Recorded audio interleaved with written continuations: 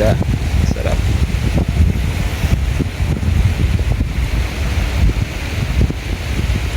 Area. Reception area.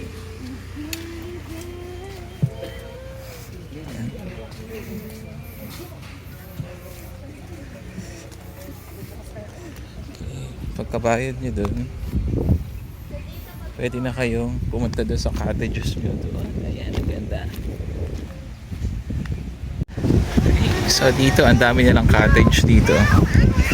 Ayan, check nyo na lang sa kanilang website. Tapos ito yung pinakamaganda. Meron silang glamping. And ito, may kasama lang sa package yung chairs and table. Ito, good for two. Ganda nito. Gusto kong ma-experience ng glamping. Tingnan nyo. Mayroong beddings na mayroong pang effect ng light sa gabi para mas romantic. Perfect ito. So, naingin na to itong glamping nila. Ito. Ganda diba? Next time, ito naman ito try. Glamping. And dito yung beach nila. Habang nagga-glamping ka,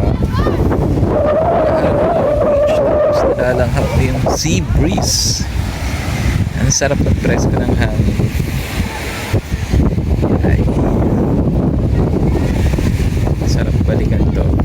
Balikan dito sa cool breeze. Dito lang yan sa Puerto Azul, sa Ternate, Cavite. And yun yung reception nila. Ayun, parking.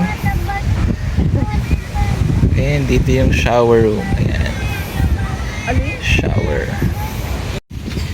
Okay, so ito, tingnan nyo, dinidevelop pa siya. So ito yung cottages niya. Ayan, ang dami. So, perfect to, ang ganda ng view. Beachfront. Ayan, beachfront. Ito yun, no?